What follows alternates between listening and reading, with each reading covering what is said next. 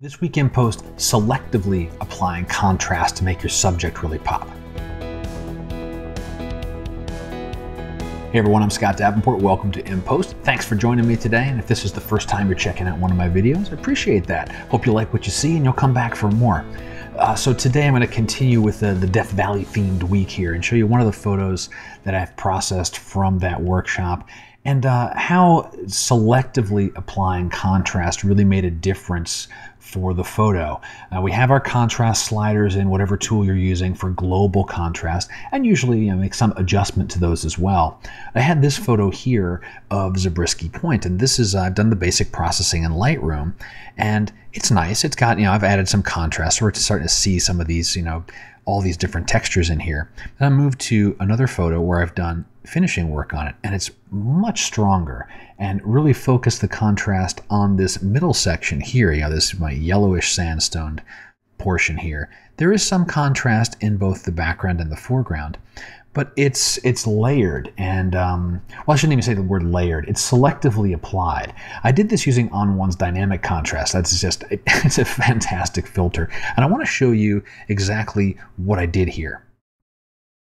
So here in On1, this is the filter. So we've just got standard setting here. This is the natural preset for these sliders. And here's the mask. So I'm going to open that up and just do a view on it.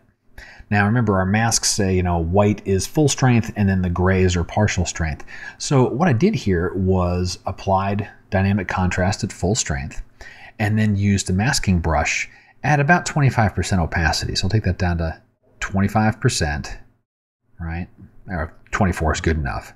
And I did one sweep through the foreground and one sweep through the background. And that got me this like lightish gray color, and I kept that for the foreground. I did a second sweep, and I'm using the edge detection in here. So this little perfect brush, so I can detect those edges. And then I kind of just smoothed it out a little bit. It didn't need to be perfect in terms of the mask. It's really just to accentuate that peak. But then another sweep there to take more of the contrast off of the background so that when we look at everything, this is getting the full amount of contrast. This is getting about 75%, and this is getting 50%. And then the before and after. And that really just gave the feeling that there were, more depth in this photo. There are layers of land.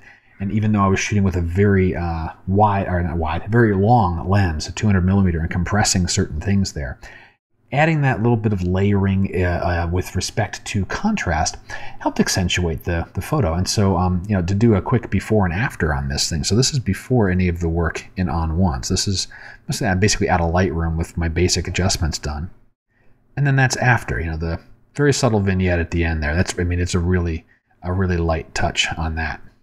But it was that dynamic contrast, and more specifically, painting it in to the appropriate areas to really accentuate my subject, which was this sawtoothed shaped peak at Zabreskie Point. At the risk of repeating myself, the tip of the week is selectively applying contrast. Sure, it's fine to do a basic global contrast adjustment, and most photos need some level of that. But then when you're getting into working your subject and really making it stand out, reach for your brushing tools. I can't get me enough of dynamic contrast and On1. That's my go-to tool for fine-grained contrast control. But whatever else you're using, use your brushes, use your gradients, use your masks, whatever you have to tailor that contrast so you're not just overdoing the entire scene. You're really bringing to life your particular subject.